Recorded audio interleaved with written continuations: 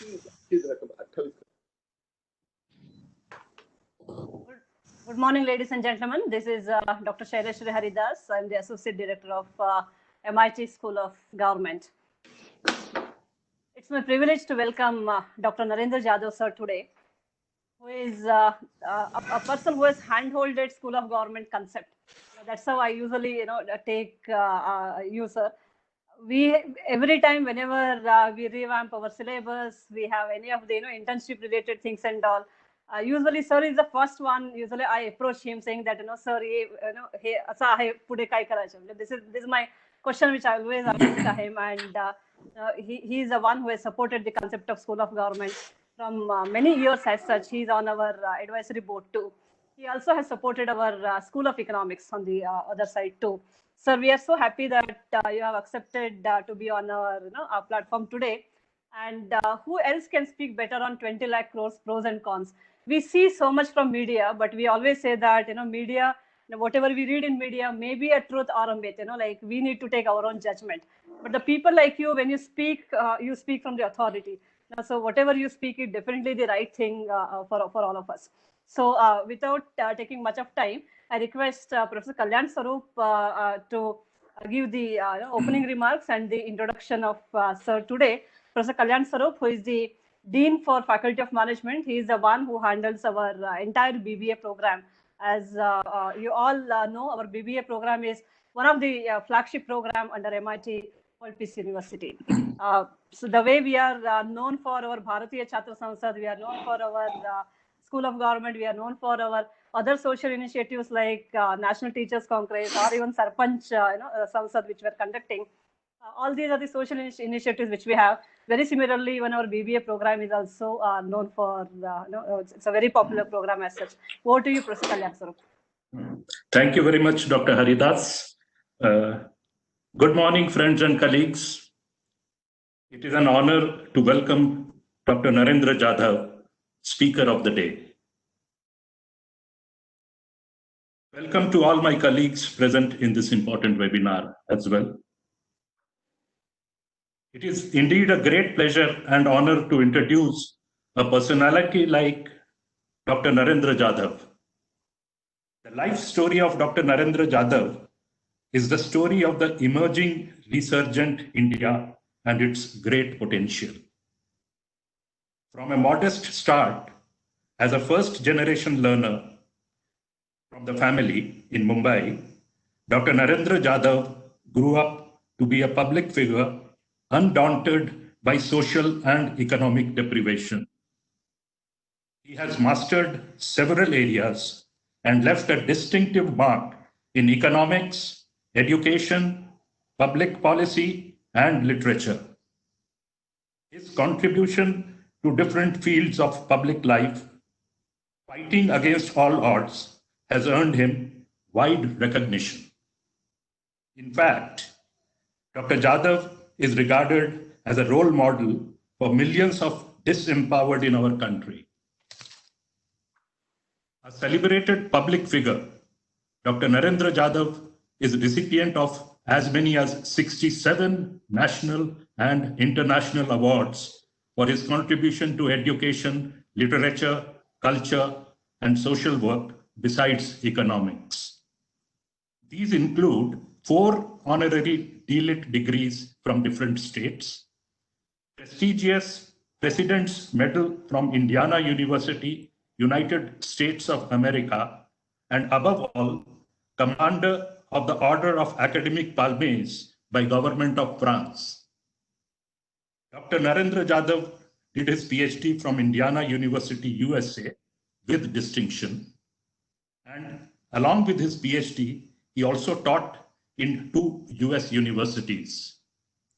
On completion of his studies, turning down several lucrative job offers in the United States, Dr. Jadhav immediately returned to India and dedicated himself to public service. Now, it is a pleasure to give a very quick look at his career graph. He worked for 31 years with Reserve Bank of India and other central banks like Afghanistan, Ethiopia, and the International Monetary Fund. He took voluntary retirement in 2008 from the position of Principal Advisor and Chief Economist of RBI in the rank of Executive Director. In fact, I am reminded of my days in NIBM when I had met Sir a couple of times in Reserve Bank of India, and I still remember the fruitful discussions that we have had together. Dr. Jadhav was the Vice Chancellor of Savitribai Phule Pune University for 3 years from 2006. He is credited to have transformed the university into a vibrant and a dynamic center of excellence. He was member Planning Commission. His contribution to the 12th five-year plan has been appreciated and recognized by all. He was member of National Advisory Council, where he gave important inputs for the development of the nation. As a public policy expert, Dr. Jadhav has authored 31 official reports. He is a prolific writer in English, Marathi, and Hindi. He has written 19 books in English, 13 in Marathi, and 5 in Hindi, besides 300 research papers and articles. And I think that's no small a deal, sir. He is a distinguished professor at Council for Social Development, and for all our happiness, he is also serving as Emeritus Professor of Public Policy at MIT World Peace University School of Government. From April 2016, Dr. Jadhav has been nominated as a Member of Parliament in Rajya Sabha. So friends, I think I should not be taking any more time because there is a lot more to talk about Dr. Jadhav. But at this time, I would say that you are all more eagerly waiting to listen to him on a very, very important topic, and that's related to the rupee 20 lakh crore for the recovery of Indian economy announced by Honorable Prime Minister Narendra Modi ji. And he is going to discuss the pros and cons. You all are aware that this is the 5th largest among all the nations, such an infusion. You are also aware that a lot of discussions are going on. Talk about reviving industry. Then there is a controversy whether commensurately the demand will also be revived to bring about a balance in the economy. There are concerns about downgrade of countries' rating, which has so many repercussions. So there are so many questions. And I think there cannot be a better person than Dr. Jadhav to be addressing all these issues. Is our Vice Chancellor, sir, with us? Yes, he's there. He's there. So may I now request Dr. N.T. Rao, our Honorable Vice Chancellor, to kindly say a few words as welcome to this great personality who's with us today.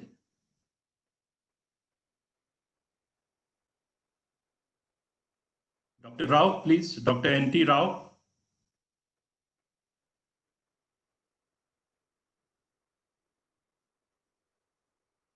Okay. Sir, are we audible, Professor Rao?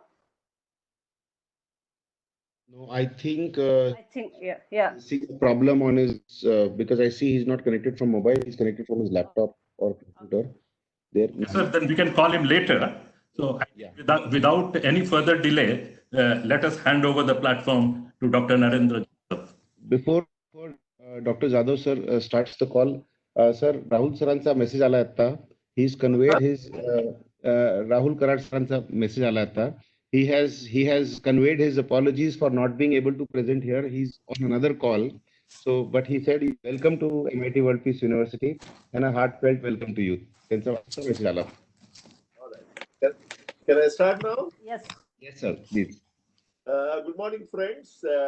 Thank you very much, Professor Kalyan Swarup, for a very generous introduction.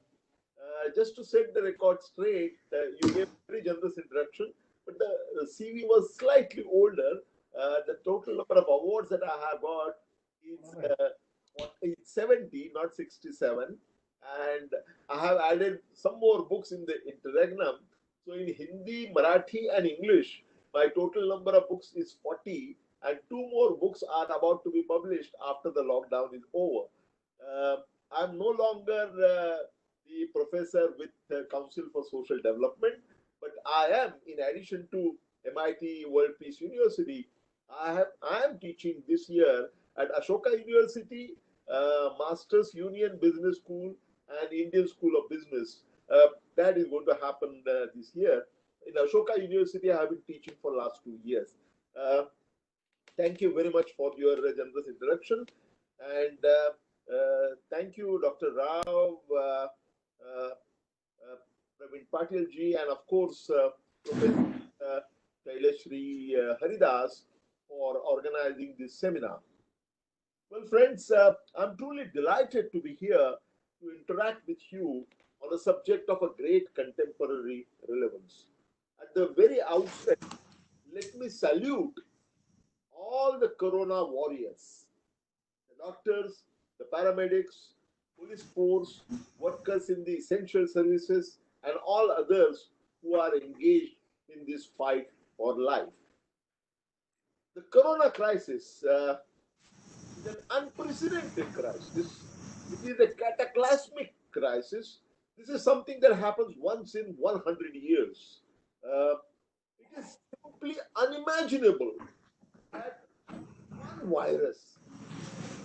one virus disrupt the entire world. But that is what is happening. The impact of any economic crisis in any country, it depends on the preconditions prevailing in that country before the crisis occurred. In India's case, while understanding this package, four things we must understand as a preconditions before the corona crisis hit our country.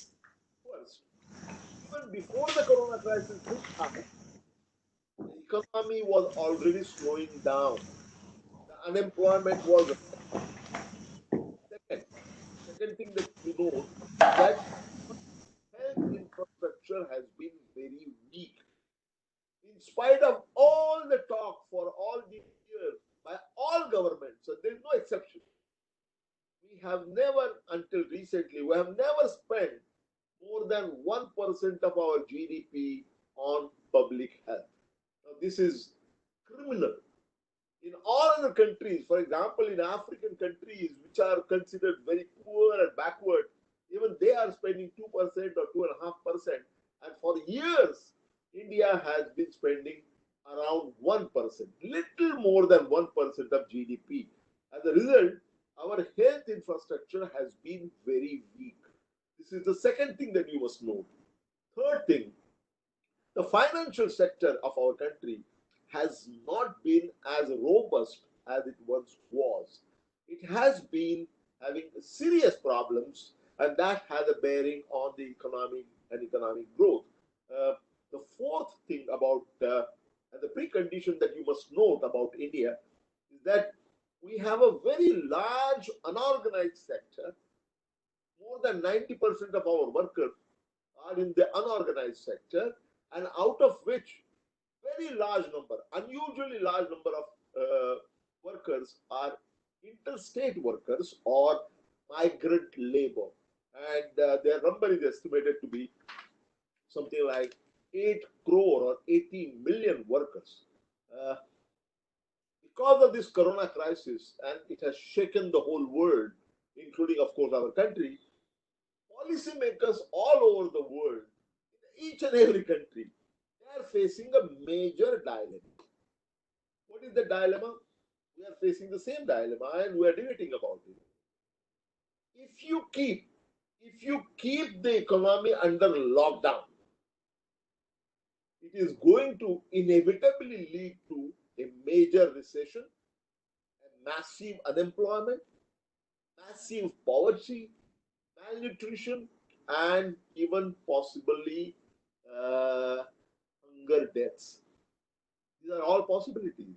So if we keep the economy under lockdown for longer period, these are the adverse things, consequences that we'll have to follow.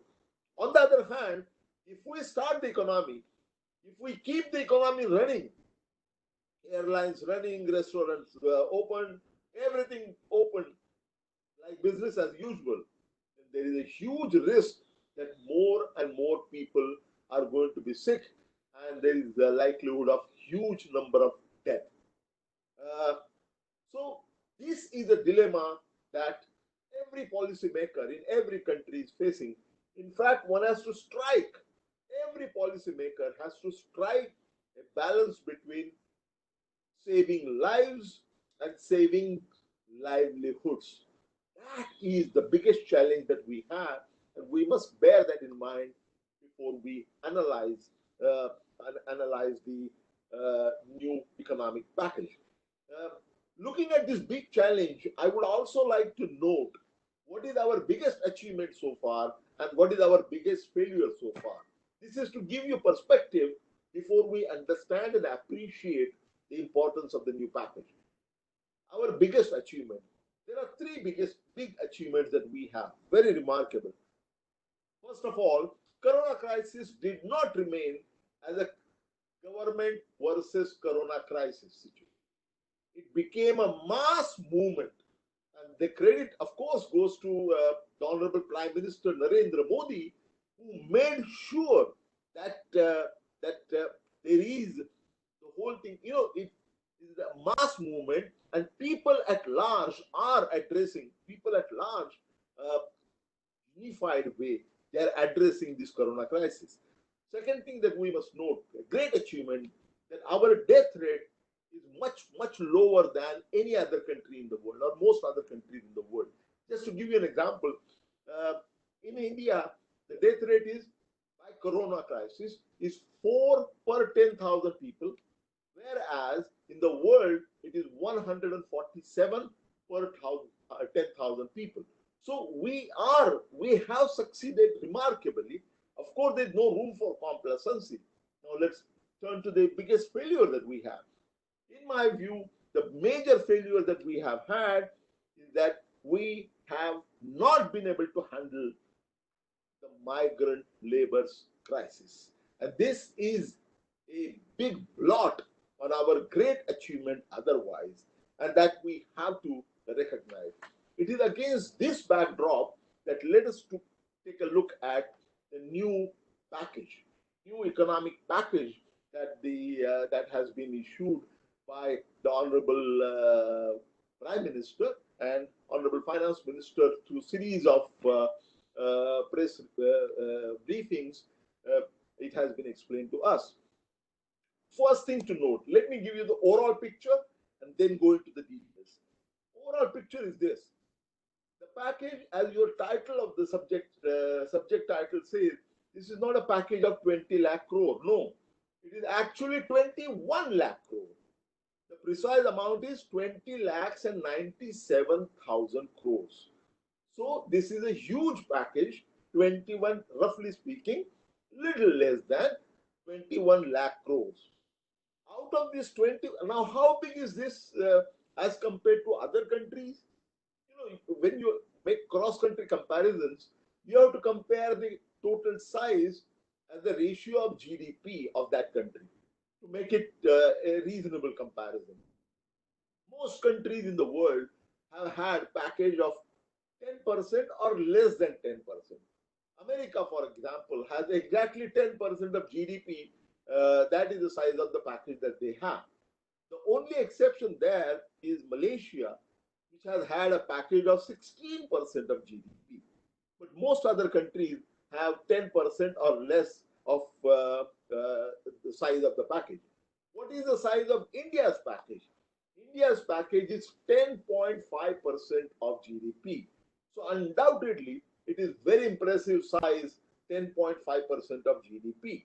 Now, the first thing to note, now let's get into the nitty-gritty, because as you know, the devil is always in the detail. Out of this 21 lakh crore, 8 lakh crore are coming from the Reserve Bank of India. Central government's package is actually 13 lakh crore. 13 lakh crore from the central government plus 8 lakh crore from the RBI. That is what makes it 21 lakh crore. Now, lockdown was announced on 24th March 8 o'clock, and it became effective from the midnight.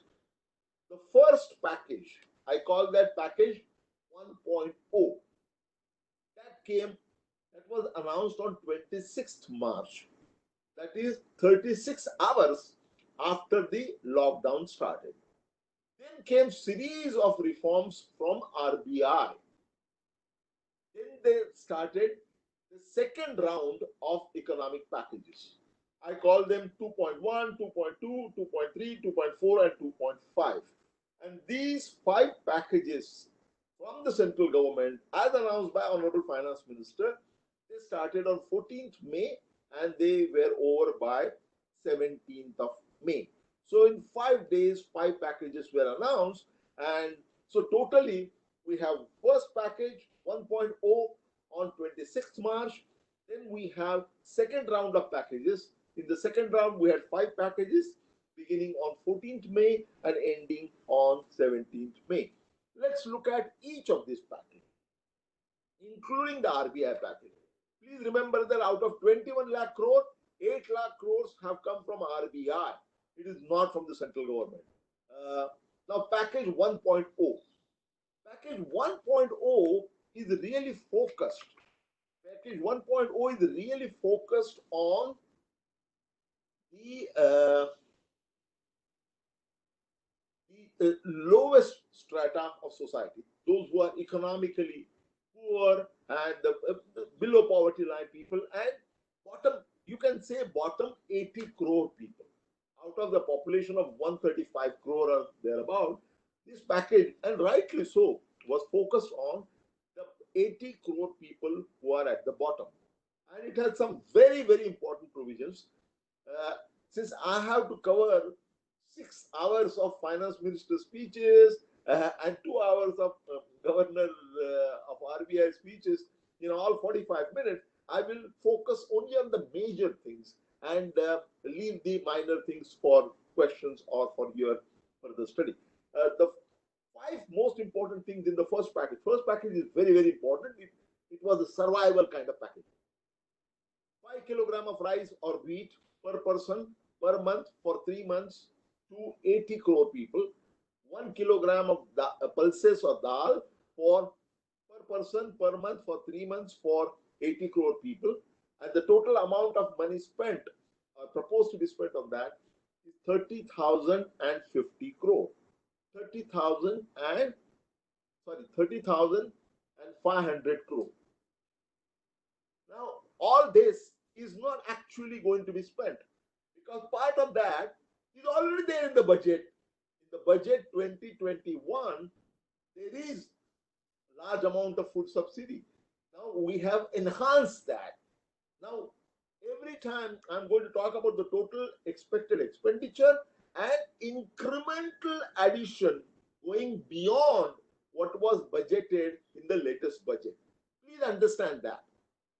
So here, for the very first measure, although there is a provision of 30,500 crore, actual additional expenditure, additional than in addition to what was provided for in the latest budget, that is only 5,000 crore. Second one, very important one, those families which are part of the Ujjwala BPL families, for that, free LPG cylinders are announced for 3 months and 8.3 crore people are going to get benefit out of this. And the expected expenditure here is about 13,000 crore, which is wholly additional one. Very good one. Additional 13,000 crore, purely additional one in addition to the budget. Third one, another great measure. They have raised the daily wages under Mahatma Gandhi Narendra scheme. As you may be aware, this is the largest program that we have.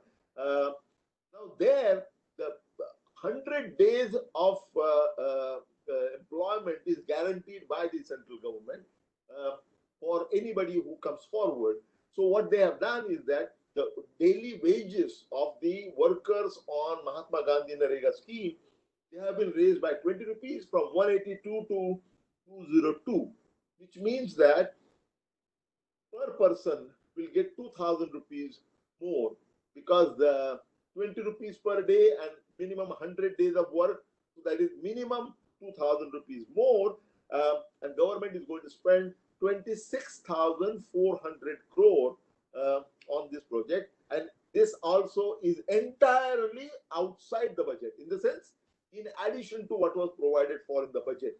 That makes it very, very good. Then the widows, senior citizens, the Divyang, for them 1,000 rupees each for 3 months. Again, a great initiative. 3 crore expected beneficiaries, and the total expenditure is expected to be 2,800 crore. And here again, it is entirely an additionality to the budget that was presented some time back. One more thing which is very, very good is that those women who are participating in Janna Dhan Yojana, they will get 500 rupees each for 3 months, and the total expenditure on this is 9,900, which is 9,900 crore, 9,900 crores, and this is again entirely coming from additional expenditure in addition to the budget one. Then the sixth item, which is very important there, is that farmers, as you are aware, under the PM Kisan scheme, farmers are already paid under certain conditions 6,000 rupees in 3 installments. What they have done is that they have advanced the first installment to the first week of April. They are not getting anything extra, but what they were going to get later, they are going to get, they are supposed to get in April itself. And the expenditure there, shown expenditure there, is 17,800 crore. But you will agree with me that there is no additionality of expenditure here. They have simply preponed, advanced the payment, and so there is no additionality involved here. So budget additional expenditure in addition to what was budgeted in the last budget is 0. Then the seventh one is, as far as the organized labor is concerned, government is going to pay their employees' provident fund, employee share as well as the employer's share. So 24% share will be paid for 3 months by the central government. Of course, there are conditions which apply. This will apply to only those companies which have less than 100 employees, and those who have been drawing 90%, drawing less than 15,000 rupees per month. So that is the one. Here the expenditure is 2,500 crore, and this is entirely coming from additionality to the budget. So if you add this up, the total expenditure shown is 1,03,000 crore. But additionality to the budget is 59,600 crore, which is about 58% of the total. Then after this budget, this package 1.0 was announced, there were intermediate measures, and there was one very, very important measure taken, and that was Emergency Health Response Package. This Emergency Health Response Package is of 15,000 crores, and this was entirely the additionality to the budget expenditure, which means that if you put the package 1.0 all together, the total expenditure in the first part of the package 1.0 is 1,17,900 crore, but of which additional expenditure, that is expenditure in addition to what was already budgeted, is about 74,600 crore, which is about 63%, little more than 63%.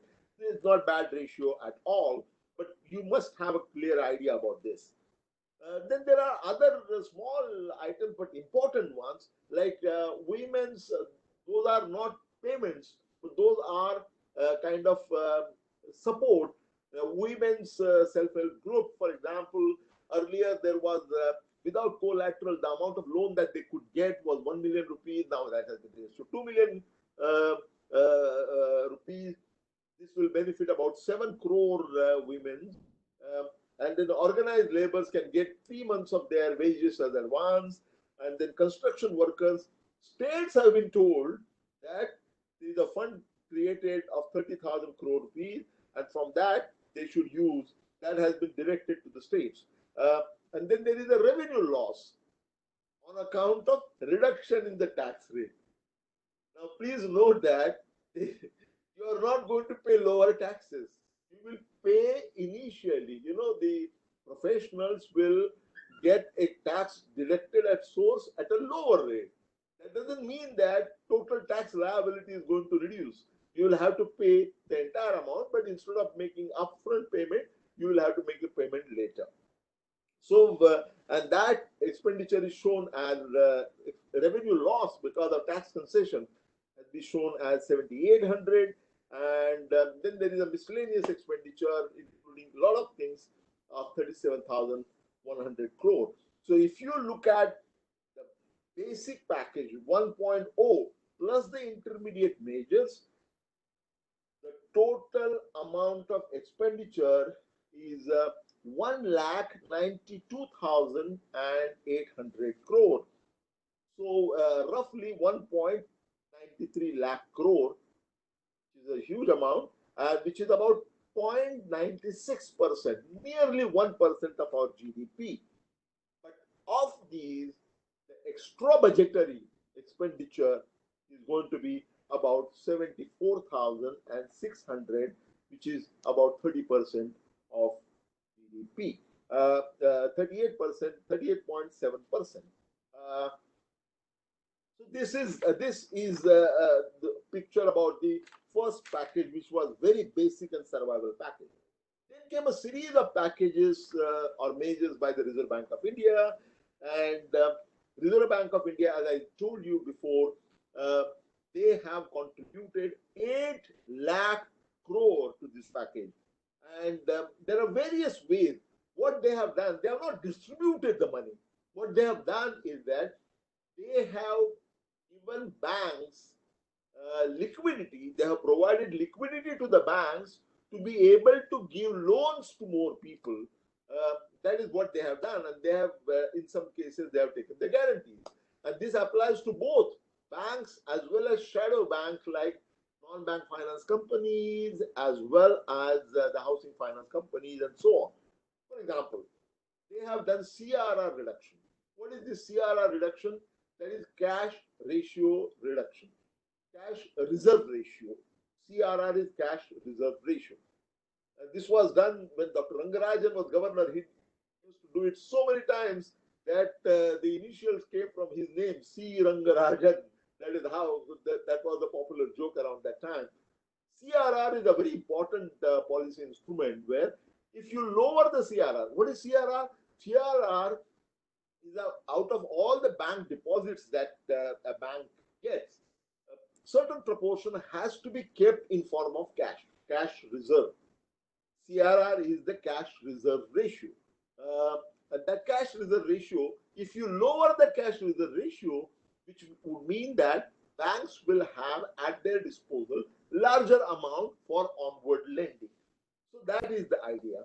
Then there was the LTRO, that is the long-term repo operations. So what happens is, in a normal repo operation, what happens is that banks use their securities as a collateral to get a loan from RBI.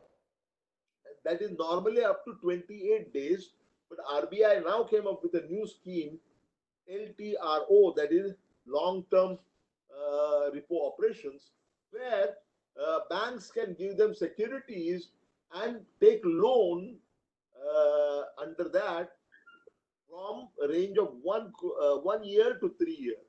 So that helps the banks, increases their ability for onward lending. Similarly, then there is a targeted LRTO, that is the targeted long-term repo operations. There, the funding that is made available to the banks using the government securities as a collateral is meant for a specific targeted destination. And there are schemes, other schemes like that. So in all, what Reserve Bank of India did was to have this package of 8 lakh crore. And very recently, as you are aware, bank also reduced the repo rate from 4.4% to 4%. So not only more liquidity has been placed at the disposal of the banks and shadow banks, but even the terms of that liquidity availability have been made cheaper. You know, only at 4% the money would be available from the Reserve Bank of India to the commercial bank and the shadow bank, and many of their loans are protected. They are guaranteed by the government. So this is something that has been done to give a fillip to the economy. Then came, after a big gap, first package, as I said, was on 26th of March. Then as far as the after RBI all packages, recently there was a second round of packages. Package 2.1. 2.1 was a very important package, and this package was focused entirely on MSME. So package 1.0 for vulnerable sections. Package 2.1 was entirely focused on MSME, that is mini, small, and medium enterprises. These are the people, these are small guys. They recruit very large number of people, and they are a very large number of major contribution to exports and our GDP, and they are the ones who are most vulnerable, and therefore a lot of efforts were made. This package that was announced, this package was a very big package. That package was 5,94,600 crores. So this was a huge package, and that was entirely for MSME in terms of guarantees. Now, if you ask a question, how much of that has been actual expenditure of the government? Actual expenditure of the government there is very small. That's why some people said this is a big bang with maximum bang with minimum buck. While the package size is 5,94,600 crore, the actual additional expenditure going beyond the budgeted expenditure earlier is only 16,500 crore. This doesn't undermine the importance of the announcement made, because there are all kinds of guarantees which have been given, and very strong slew of measures has been announced to promote, to protect and promote mini, small and medium enterprises. So it's a very, very important package, but the net incremental cost to the government in terms of additional budgeted actual expenditure. What happens with the guarantees, it only means some contingent liability increases that may have to be paid or may not have to be paid. Whereas here in this case, the actual expenditure may be small, but contingent liabilities that government is taking is very, very large, and therefore the size of the package is very large. Then came the next package. This package 2.1 came on May 14th. Then came the package on next day, package 2.2. This went back to vulnerable sections of society, and for the first time, there was a package for migrant labor. Now, this is the focus of this package. Please note that it took the government, for whatever reasons, 50 days to come up with a package for migrant labor. And what they did was 5 kilograms of grains per family per month, per person per month, 2 months and 1 kilogram of chana per family per month for 2 months. This is going to be provided. This is being provided to the migrant laborers, and they have assumed the number of 8 crore migrant labor, and total expenditure there is projected to be 3,500 crore, which is entirely coming from extra budget. So this is a wonderful thing, although quite late. Finally, it has been done, and I think that is very important.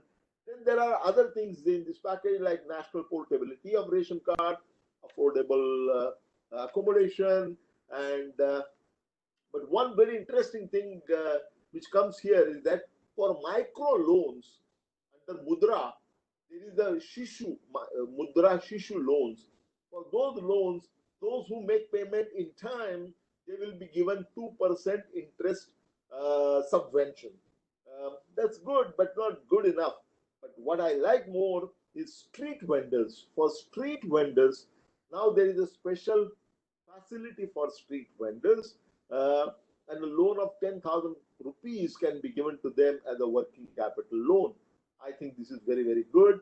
And as far as the middle class is concerned, a very popular credit-linked subsidy scheme for housing, which was there, that has been extended by 1 more year, and 2.5 lakh beneficiaries are going to be there.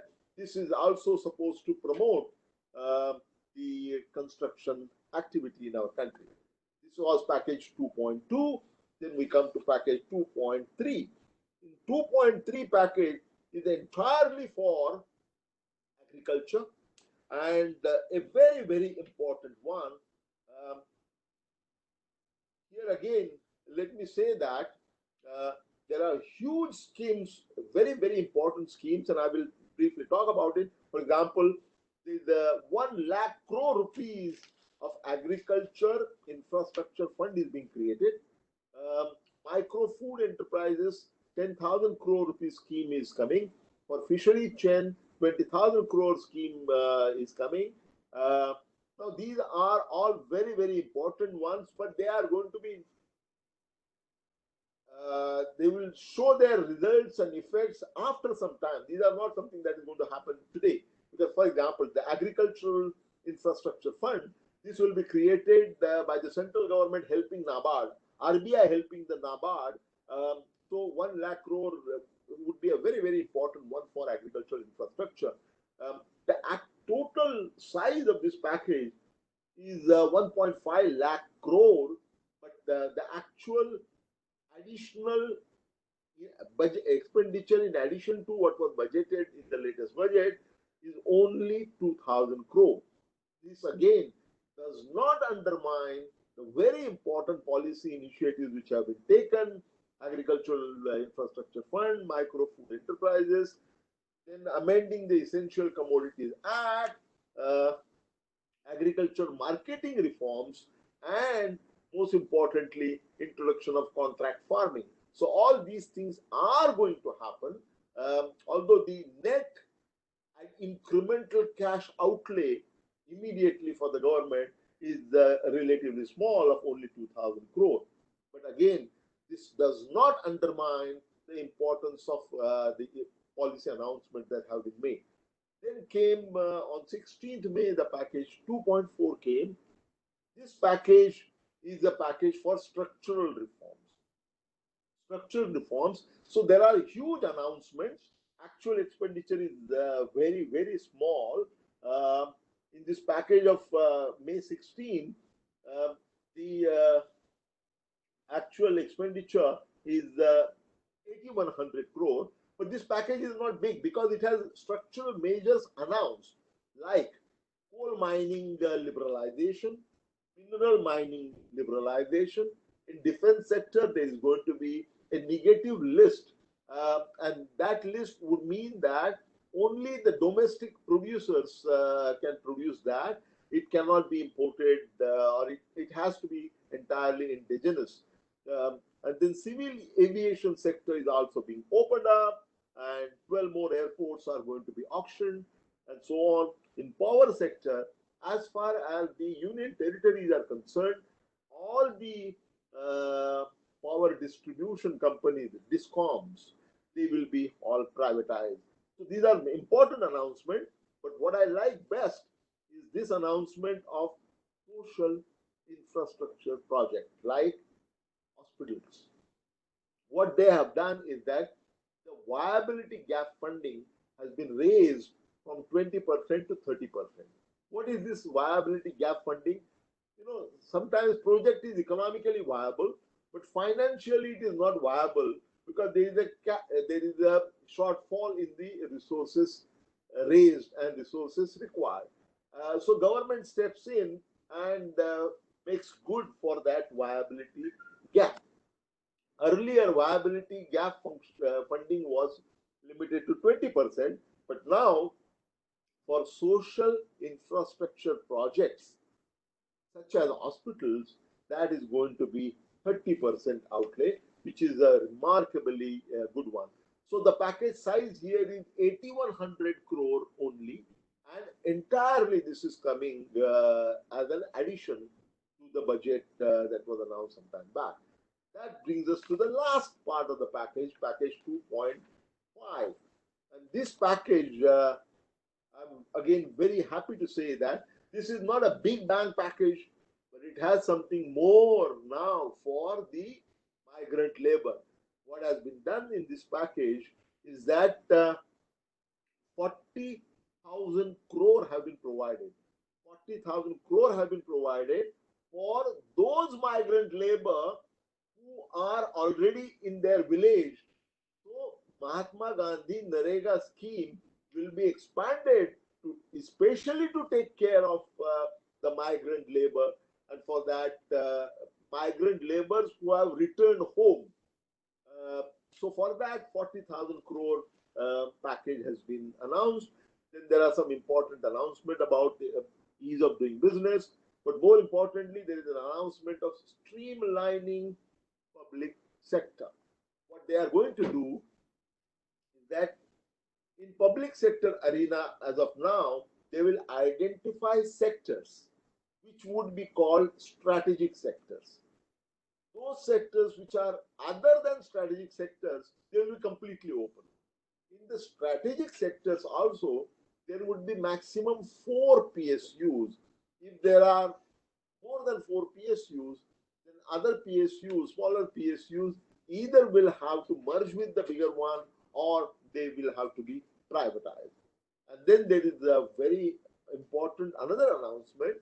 Again, there is no expenditure involved for the government, but government has authorized, central government has authorized the state governments to raise the limit of their borrowing. Until now, the states can borrow or could borrow maximum 3% of their GDP, state's GDP.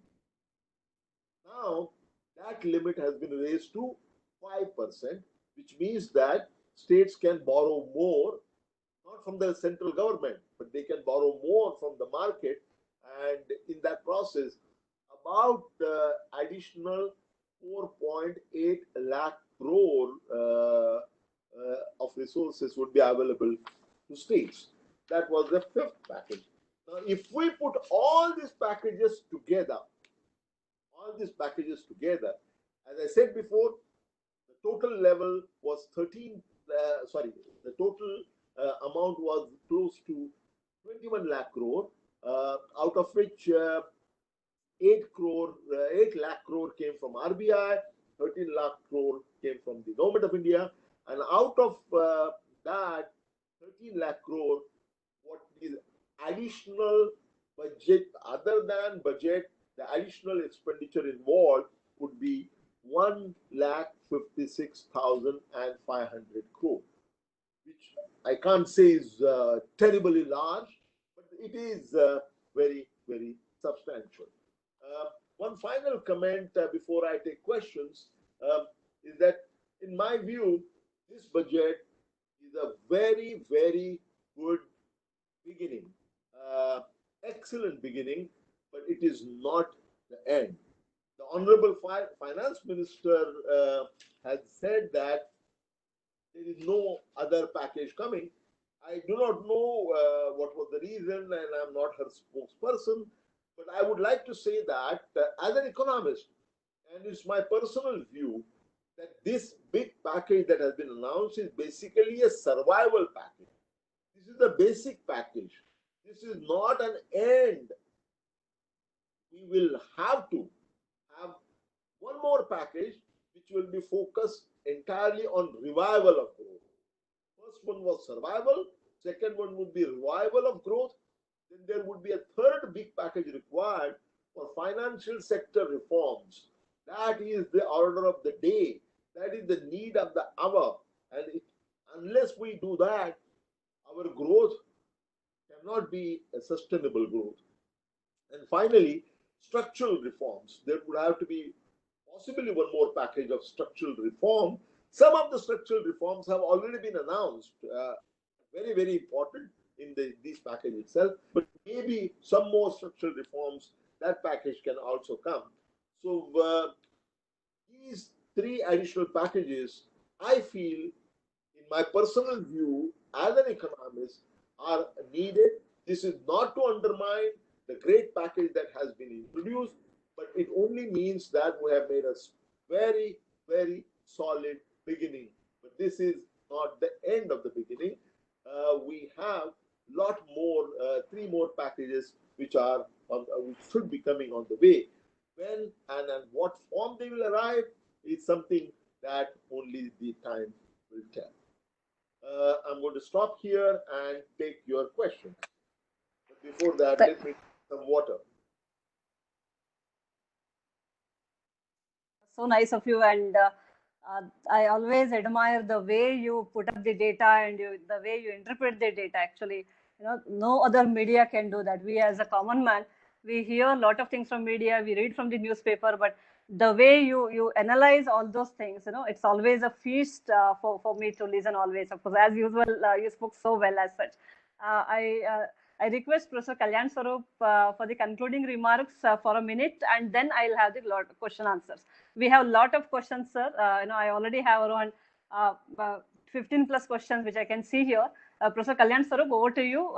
You can conclude in brief so that we can go ahead for question answers. Yeah, to begin with, a big thanks to Dr. Jadhav.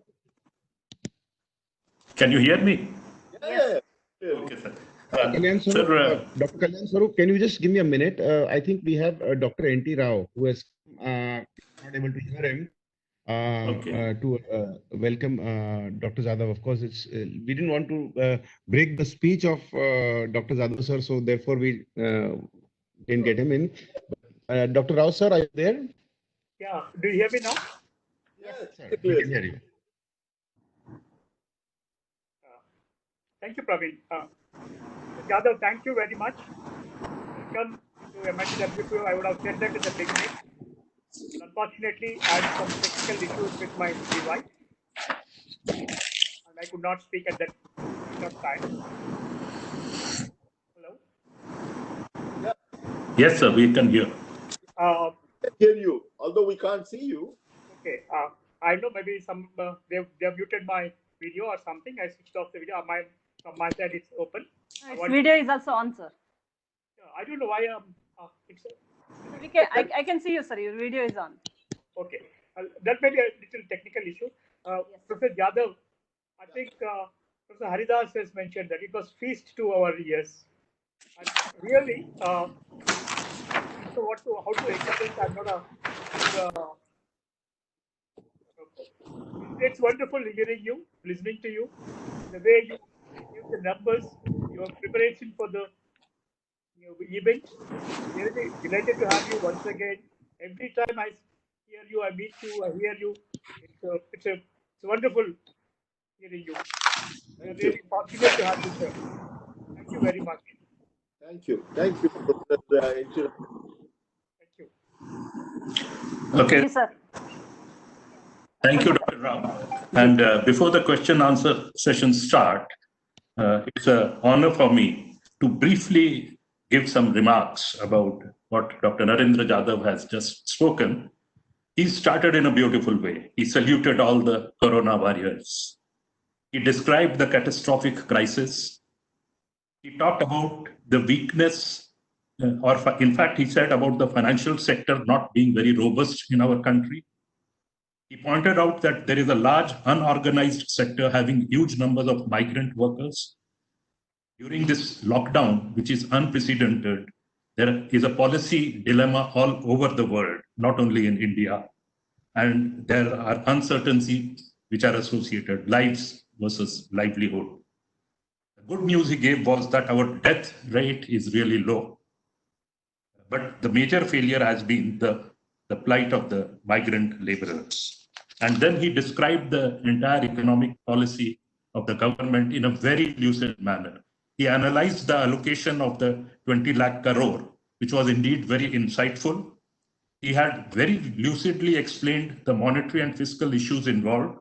He elaborated on the role of Reserve Bank of India as an important intervener and a facilitator. And he emphasized very rightly about the major focus which the government and the banking system is giving on the migrant laborers who have been hit the hardest. He also spoke about the strategic sector concept. So in short, there is no doubt, Dr. Jadhav sir, that you have left us all with a much better understanding of the 20 lakh crore infusion for recovery of economy. And I also have no hesitation in saying that you have stimulated the intellect of each one of us and put us on some very serious thinking. Thank you very much, sir. It was a pleasure listening to you. And we really hope to be listening to you more often. And we will now go over for questions and answers. There are a lot of questions, and Dr. Haridas will now take it up. Thank you. Thank you. Thank you. Sir, with your permission, I'll go ahead with the question answers because we have many questions as such. Yeah. The first question is from Prajot Giridhar. He's saying, the question he's asking, can we expect reforms in direct tax considering the future dynamics in business environment as well as economy? Over to you, sir. Yeah. There is a direct tax code which is under consideration. You know, our tax to GDP ratio is one of the lowest in the world. You know, together with central and state, it is about 15%, but about the central government, it's only about 10.5%. So there is a need for raising the tax collection. That doesn't mean the taxes to be raised. As we know, getting more people in the tax net could certainly help. But this is, now I do not know the fiscal deficit. So the impact of this budget, impact of this project is incremental 0.79% of GDP. In other words, the budgeted figure was, fiscal deficit figure was 3.5% of GDP. Now it has been raised. It would be, because of this package, it would be raised to 4.3%. And because of the loss of revenue, because of the loss of activity, stoppage of activity, our tax collection is going to be much lower. So that means that the deficit would be much higher. So I believe that under the circumstances, I am not sure whether they will revisit the direct tax code immediately. But over a period of time, of course, with the reforms, direct tax reform will also come in. Yeah, thank you, sir. Well said. The next question is from Muthu Saran. Hello, sir. 20 lakh crores package, that is 10.5% of GDP, and the breakdown of the package looks sound good. But how do they going to implement it genuinely, and where does the money come from to the government to fulfill these promises? Over to you, sir.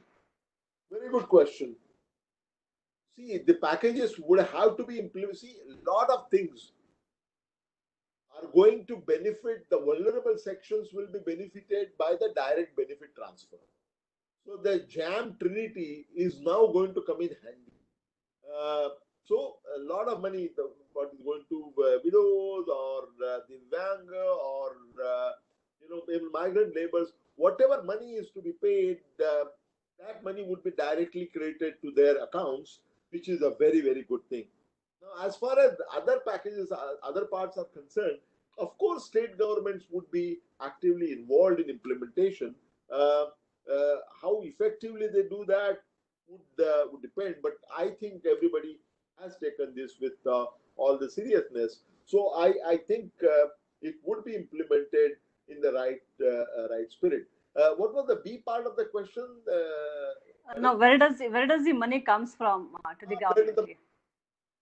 The Honorable Finance Minister has not explained, but I believe that the fiscal deficit, it has been estimated that fiscal deficit is going to go up to 7% of GDP. 3.5% was the target. 0.8% would be added because of this package, and there would be addition to that because of the loss of revenue, etc. Now, 7% of GDP as our fiscal deficit is huge, and that shows the borrowing requirement. So there would be a large borrowing requirement. So Reserve Bank will borrow from people in the usual way. So Reserve Bank will provide for financing much of the financing, and then it would also come. So it can be, there are only three ways of financing a fiscal deficit. One is borrowing, and the second one is foreign borrowing. I don't think we're going to go for that. And third one is printing money. So it will have implications for inflation in future. That is why they could not have a package double the size of this. Because if you go on printing very large amount of money, there are limits to which you can borrow. It means that you'll have to print money, cover the rest of it. And if you do that too much, then we will have a situation of too much money chasing too few goods, and we know the result would be high inflation. Absolutely true. The fine balance is something, how best we balance the inflation on the one side and the employment or the unemployment on the other side. That's what even Phillips curve also, the basic thing which we learn in economics. I think I'm sure my students have learned that. I'm just reminding that concept to all my students. Phillips curve, yes. So moving to the next question, Dr. Sachin Gadekar, he's asking why economy and policymakers could not look into the laborers from day one, and would they be not a part of the economy anytime? Would new policies help them? Over to you, sir. See, why didn't they see it? I don't know, but they have admitted now. If you have gone through the news, that I remember that one of the chief minister of Madhya Pradesh, it's in public domain. He said that we simply forgot to take on board the migrant labor. So he has shown the candidness to accept that. Many others have done the same, but they have not accepted it. So it was a problem. See, just look at it this way. When the first package was announced, 26th March, there was no mention of migrant labor. No mention at all. That day itself, people, these are the people who live hand to mouth. These are the people who have to borrow, udhar par lete hain. Shopkeepers stopped giving them udhari. The house owner told them that you have lost your job and lockdown mein aap kahan se paisa laoge. So they tried to get rid of them.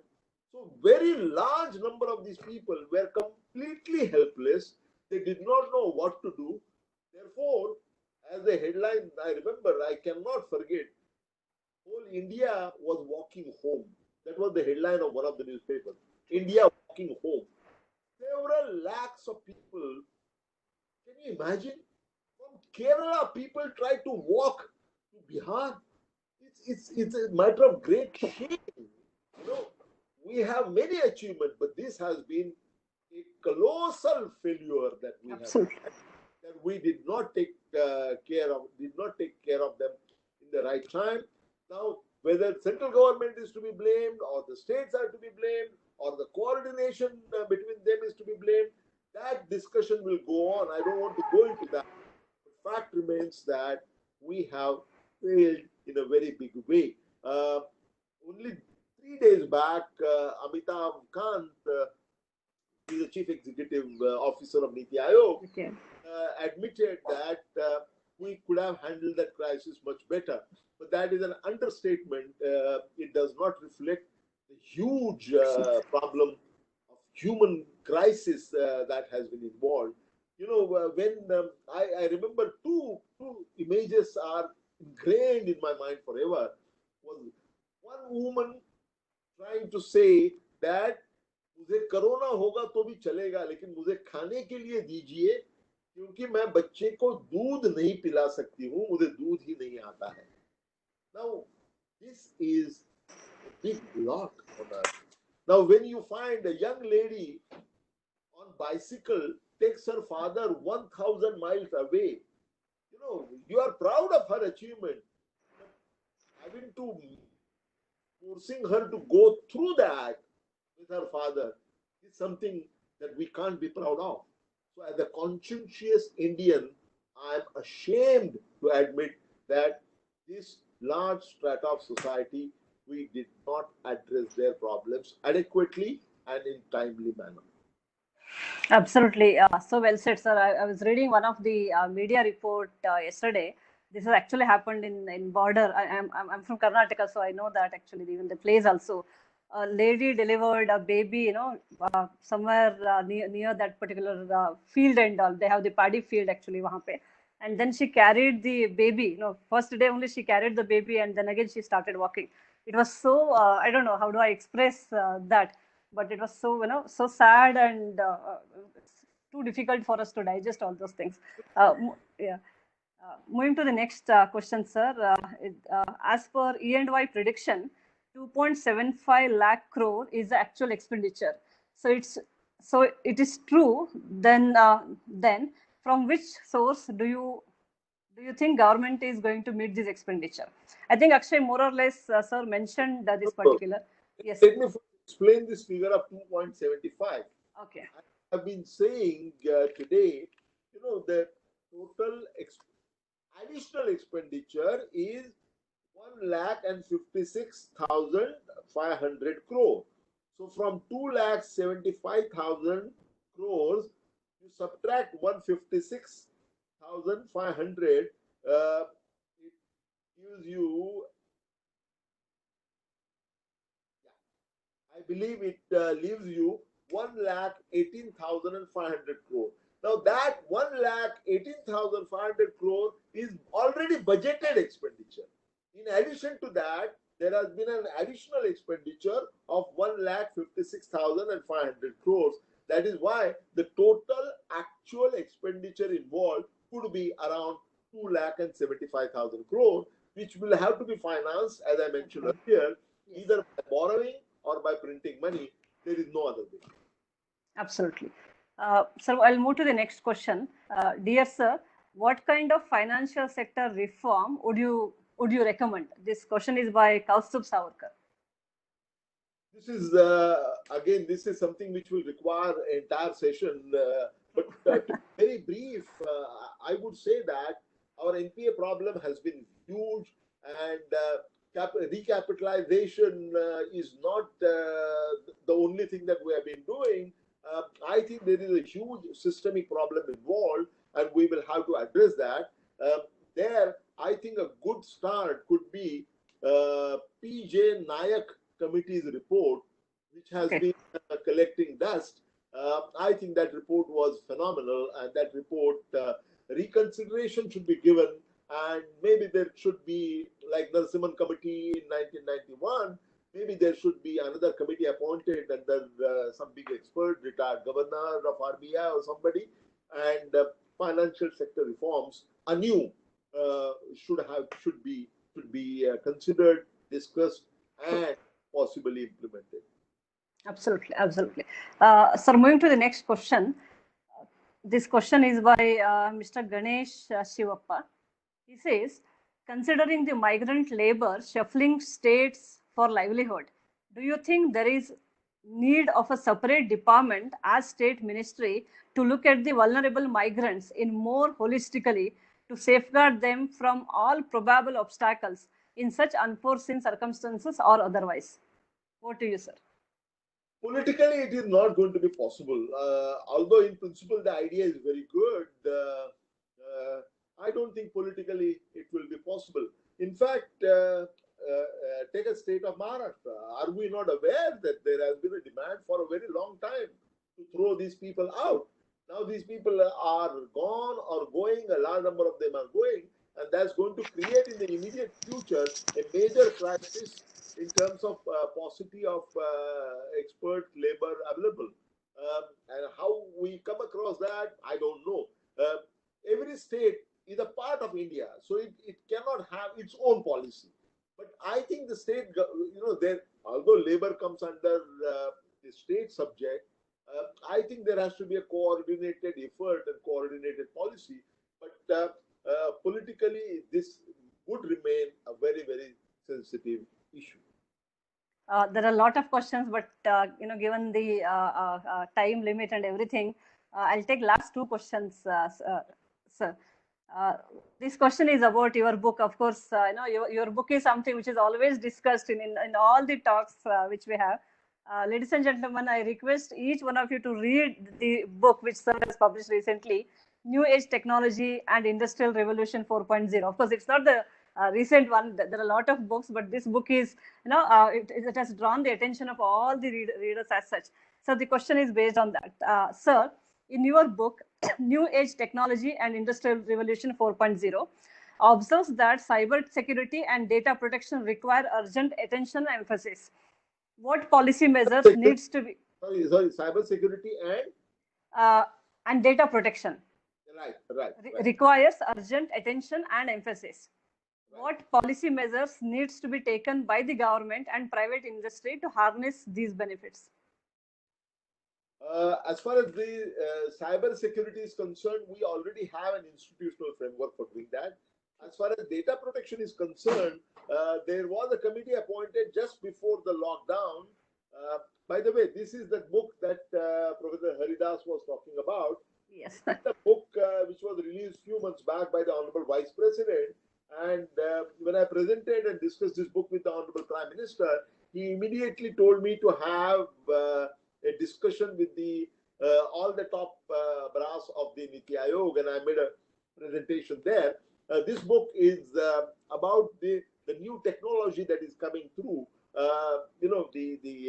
From artificial intelligence to all kinds of technology, which is changing our world right now. In fact, what is happening is this technology, and superimposed on that is a corona crisis.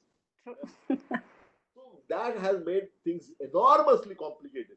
By the way, there is a link between the two. Do you know what is the link? You know Arogya Setu?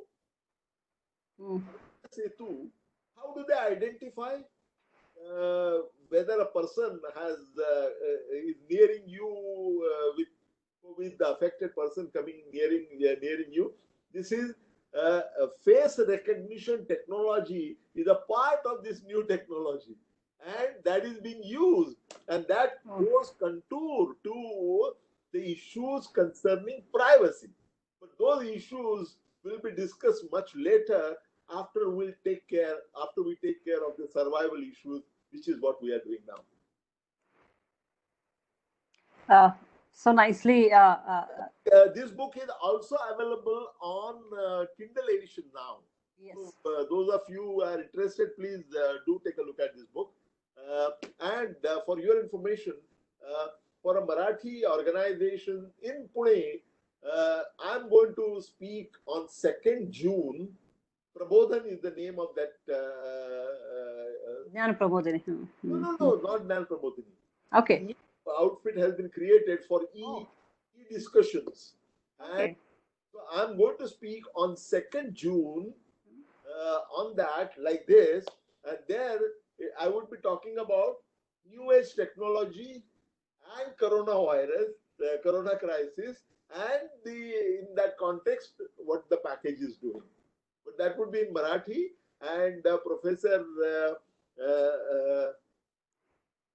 Garde, Sudha Garde, she is going to monitor that discussion, and it is going to be on 2nd of June. Yeah. Okay, that's great. Maybe I'll pass it on to all my students, those who can understand Marathi, definitely. I'll be happy to get the link of it, sir. Also tell your Marathi speaking students that yesterday I gave a talk on Facebook Live. That would be on, it was in Marathi for 1 hour on this package and the crisis and so on. And the last I saw, the viewers had already crossed 10,000. Wow. I'm going to put that, the live audience there was 3,200. And I'm going to put that, Prabhakar will put it on Facebook link. No, on the YouTube, and it will be available to everybody. You can visit my Facebook and anybody can see that. We will definitely do that, sir. I'll take the last question as I just mentioned. Do you think with the announcement of 20 lakh crore package, the Prime Minister, do you think, there's a question which is asked, with the announcement of 20 lakh crore package, the Prime Minister has decided to focus on reviving the economy and he has left it to the state chief ministers to carry on the fight against COVID? And are our state governments capable of fighting this pandemic? The question is, are the state level leaders capable? Are they capable of fighting this? Possibly, sir. The question is basically asked because you were the planning commission member, and that may be the intention. Yeah. First of all, let me say this, and this is. I'm not going to make any political statement. That's not me. I'm not aligned with, I'm not part of any political party, nor I'm aligned with any political party. I'm truly one of the very few, one of the two truly independent members of parliament. Other one is Mary Com. Mary Com and me, we are the only two truly independent members of parliament. So what I'm going to say now should not be seen as a political one. I think the Honorable Prime Minister has done a phenomenal job in terms of leading the nation in this fight. First of all, he made it a mass movement rather than simply a fight of government with coronavirus. No, he made it a mass movement, and just look at the national addresses that he has. He has been communicating directly with people, and at regular intervals, he has been communicating and debating for hours with these state chief ministers.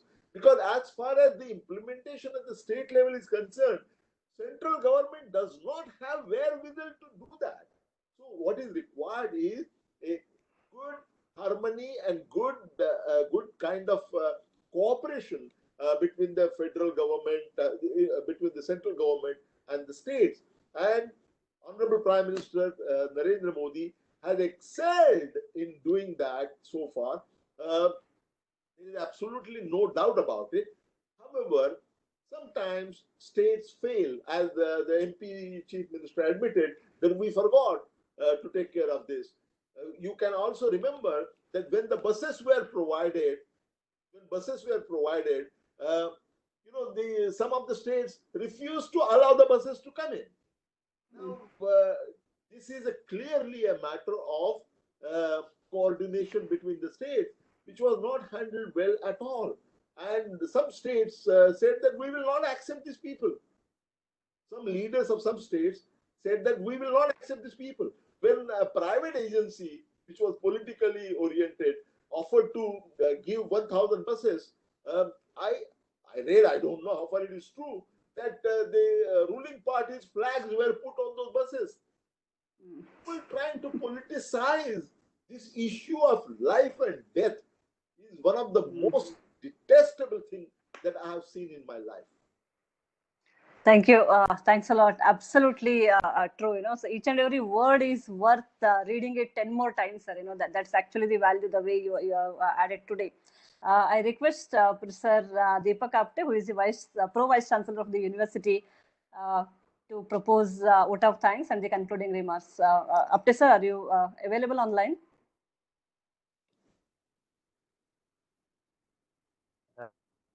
Yes, sir. You are audible, sir. Go ahead.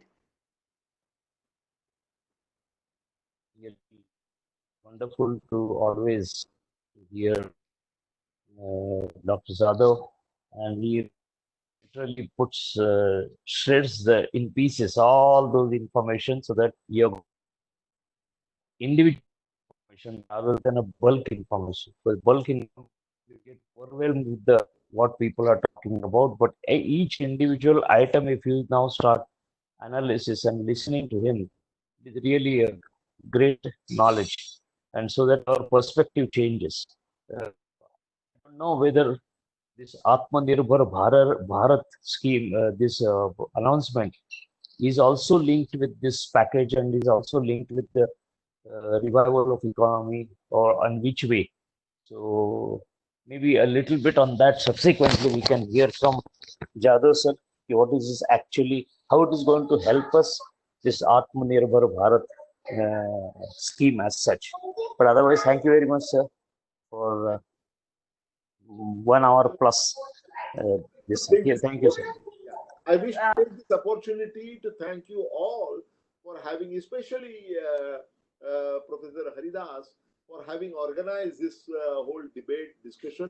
And I thank all those people who asked very good questions. I'm sure that you had many more questions which have not been answered. But I'm always there to respond to your questions when I get there, or when we speak to each other next time in this distance education mode. But I want to take this opportunity to thank you all. Thank you very much. Sir, one small comment. In fact, you have left us all with a feeling that 1 hour was too less for a speaker like you. Thank you so much, sir. Boss, Professor Swaroop, please understand that what was said by Finance Minister in 6 hours, what Right. 2 hours of governor's talk, I had to compress, analyze, and without Yes. I had to present to you in a nutshell.